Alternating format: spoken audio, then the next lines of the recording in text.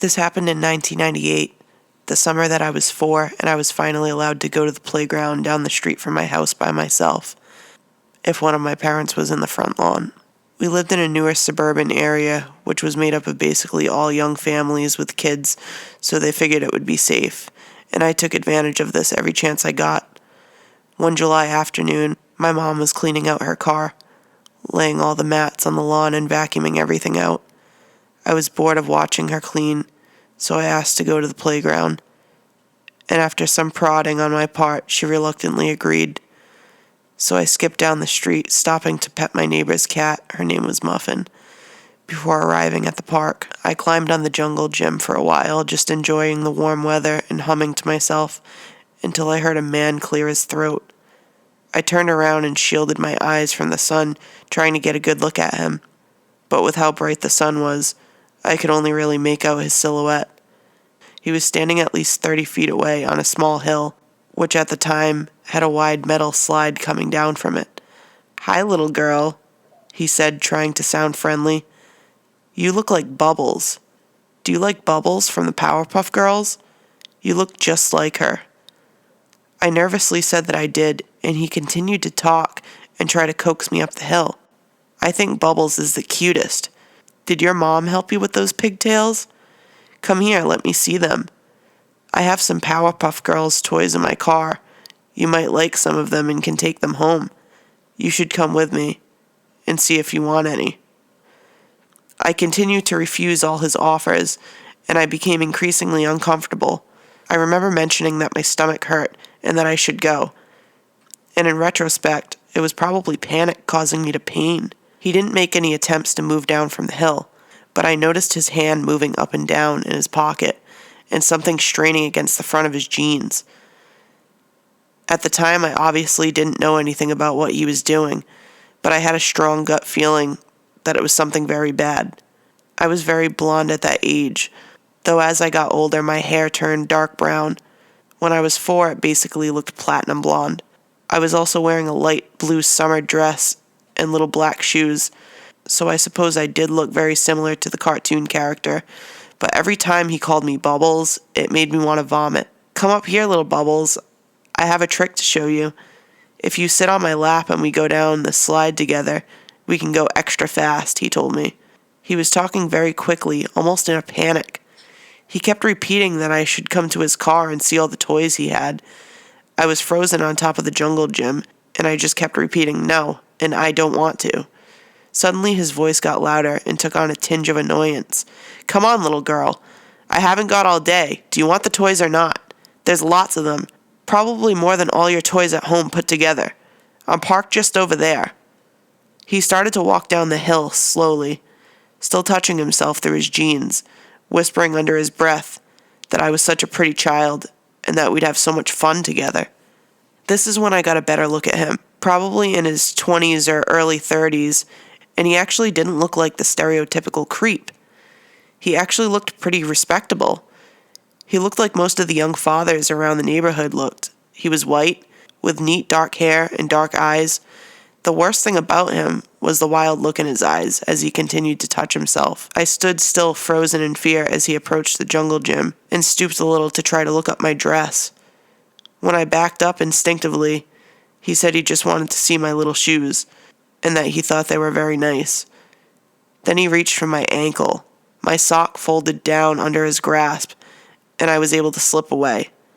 I scrambled down the monkey bars on the other side and ran down the street to my house. I only looked back once, and when I did, he was standing at the entrance to the playground. His hand was now entirely down his pants. I got back to my front yard and tearfully explained what happened. I saw a van pull away from behind the playground, and he was gone. We never heard anything about that man ever again, but I really hope he never got his hands on any other little kids. I'm in university now, but I still have nightmares about it sometimes. I remember I was too upset at the time and had this weird, sickly feeling in my stomach, so I couldn't even eat my dinner that night. After this happened, I got the same feeling in my stomach whenever I saw the Powerpuff Girls on TV. Even though I still loved watching it, that momentary panic hit me every time. So creepy pedophile at the playground. I hope I never have to come in contact with you ever again. My mom had been a drug addict my entire life. When I was younger, she constantly had people coming and going, and it seemed that the majority of the time, these people were shady fuckers. What did I expect? I thought I'd share one experience that still bothers me quite a bit. I was about 12 years old at the time. I was sitting on the couch watching Drake and Josh, I think it was, when there came a knock at the door. My mom wasn't home at the time, so I decided to turn the TV off and remain quiet. "Eloise, you home?" It was a man. I just wanted to drop something off. "Eloise?" I stayed quiet. "Eloise, open the damn door. I'm not going to hurt you." At this point, I was scared. Even as a 12-year-old, when someone says they're not going to hurt you, there's generally something they did in the past that would prompt them to reassure someone of that, right? He started rattling the door handle. "I swear to God, I will break this door down. You've been ignoring my calls, my texts. You can't run from me." He began pounding and kicking at the door. I ran to the bathroom because it was the only door with a lock and hid in the bathtub with the curtain down. I decided to take my bath gun. I hadn't outgrown playing with toys during bath time, okay? And I put a little water in it and a little shampoo in it. At that point, I heard what sounded like splitting wood and then footsteps into my living room. I heard him go from room to room, all while yelling, "Eloise, you can't ignore me now, you bitch." He finally came into the bathroom door and tried the handle. "Oh, so you're in here, huh?" More pounding. He kicked the door in and stood still for a few long moments before ripping open the curtain and peering down at me. He had slick black hair with piercing green eyes, a sad attempt at facial hair, a black hooded sweatshirt, black jeans, black shoes, and he held a big brown bag in one of his tattoo-covered hands. "Oh, haha, even better. I've seen you around before. You're Eloise's daughter. So sweet." He kept repeating that, "so sweet." It made my skin crawl. He walked over to the window and locked it before squatting next to me. "You're gonna come with me. How about that? I'll buy you some ice cream." I glared at him, trying my best not to look terrified. "Not much of a talker? Your mother could learn something from you." He reached his hand out and rested it on my shoulder. In one quick motion, I pulled my squirt gun from under my leg and began spraying it in his face. He didn't register it at first, but began quickly wiping his eyes. "What the fuck is this? What the fuck? What the fuck?" I hurled my body at him, causing him to fall back and hit his head on the toilet. I grabbed the brown paper bag and ran from the bathroom, out into the hallway and down the stairs. I caught my mom on the entrance steps and pulled her in the other direction. "What's going on? You're making me drop my things." I remembered a head of lettuce rolling away. "Be free, my lettuce friend." She quickly caught on that something was terribly wrong and ran with me to my aunt's house. After catching my breath, I described the man and what he did. She quickly recognized him as a man named Tony, whom she owed a lot of money to. I realized I was still holding the brown paper bag that the man had and gave it to my mom. She found a gun inside. He had showed up to kill my mother. So just a bit of background information. My name is Crawford and I'm 19. My girlfriend Lauren and I decided to get a place together in the city. We moved in a couple weeks after searching, and there was a security guard there named Phil. Phil was cool at first. He would greet everyone as they walked in, but things took a bit of a turn for the worst and got a bit sketchy. Lauren and I have an apartment at the very top that looks over the city, and you have the pool and the hot tub at the top of the building. Lauren and I always go up there around 1 or 2 a.m. just to chill and talk and have little makeout sessions. Phil comes out and says, "What are you two doing up here so late?" Lauren can pick up vibes of people easily, and she felt really uneasy around him. I told him, "We just wanted to see the city at night," and Phil says something that still haunts me to this day. He said, "Would you guys have sex in front of me?" Lauren says the funniest thing she's ever said. "You know there's a website called Pornhub? You can go watch people have sex there. Now will you please just leave us alone?" Phil got mad at Lauren and went back into the building. A couple days later, Lauren and I celebrated our 1-year anniversary, and we were headed back to the apartment to have a little bit of fun.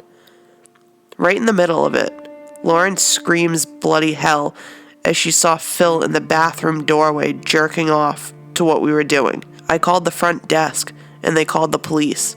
The police came shortly after. We explained the entire situation to the police, and thank God he lost his job. We still live in the same apartment, but that was probably the creepiest thing that had ever happened in my goddamn life. Since me and Lauren don't watch the news, we really didn't care about what happened to him, because the way he always looked at her and the way he was standing in our bathroom doorway watching us, just fucking disgusting and really uncomfortable. I'm happy we never have to be around that shit anymore. This isn't my story, but rather my mom's. Ever since she was young, she's loved the Spanish language and South American culture. She thought their beliefs, values, and way of life were something special. In her college years, she was fortunate enough to spend some time in Central and South America. During that time, she worked hard to learn the customs and worked on her Spanish-speaking skills. Her time in South America really expanded after her undergrad years. During that time, she met other Americans who shared her enthusiasm. Eventually, my mom and two friends, a couple, Mary and Beth, all decided to go backpacking through South America. During this particular incident, the three women decided to head to a big tourist area that had numerous well-known volcanoes where tourists were able to hike up. This was exciting for many reasons, not only for the thrill of wondering if it might explode, but also the incredible views and being able to say, "I climbed a volcano," when returning to one's hometown. Of course, they had been warned by locals and other tourists of the threat of robbers who often hid in the trees on the mountains. This was common, since foreigners were easy targets to take advantage of. Tourists would come here looking for a unique experience hiking up the side of a volcano. Not all of them understand how unique that experience can be. Regardless, while the threat was real, it didn't stop the three women much. They decided that this was something they wanted to do. They started their trip, leaving the street vendors and tourist attractions, and slowly made their way up the volcano. After being on the main trail for some time, they decided to veer off the main path and take one of the routes carved out by other visitors interested in exploring the diverse terrain they were climbing. After about 15 minutes into that trail, as they were enjoying exploring uncharted territory, they heard, "Stop! Don't move!" followed by the sound of at least two guns releasing their safeties. The three women froze dead in their tracks, not knowing what to do. They slowly looked at one another, wondering whether they should turn around or not. "What the fuck?" Mary mouthed at my mother and Beth. Neither of them flinched. They had no idea where the guns were or how many people were behind them. Slowly, all of them turned around and found themselves faced by two men, if I can even call them that. Neither of them could have been more than 20. Both had on worn blue jeans, one with a t-shirt full of holes, and the other with what in the US is called a wife beater. It wasn't white anymore, but a dirty brownish gray color. They both had on bandanas, covering their nose and mouth, and both had guns pointed directly at the women. Since all three spoke fluent Spanish and didn't want to seem intimidated, they asked in the native language, "What is it that you want from us, gentlemen?" The two robbers looked at each other and then moved back at the women, still holding their guns pointed. "We need money. Give us everything you have. Your money, credit cards. If you hand over nothing, we'll steal your IDs and passports, and you'll never leave." Again, my mom, Mary, and Beth looked at each other in astonishment and disbelief. Was this really happening? Besides their guns, these men didn't look intimidating at all. They looked like every other person walking down the street of the small, isolated town. One at a time, the women tried to explain that what they held was all they had, and there was no way they could give it up. Besides, they didn't carry their passports with them on outings and left them at the hotel. After listening for a few moments, the men were becoming visibly aggravated with their answers. "Stop, just stop. Give us what you have, otherwise you'll die up here, and your families will never know what happened to you." The three tourists looked at each other, once again, a little more frightened this time. Finally, one of them said, "Okay, here's everything I have." She took off her fanny pack, unloaded everything of value, and handed it to the man who had just threatened their lives. The other two followed her lead. After the women had handed everything over, the man who had threatened to kill them said, Fine, that's all we want. Get out of here." Surprised that the men didn't run off into the jungle of trees right away, the women looked at each other and back at the men and said, "We have no idea where we are. Could you give us directions?" Here's the funny part. These robbers, thieves, and potential murderers reluctantly gave my mother and her friends directions back to the main trail, down the volcano and back to safety.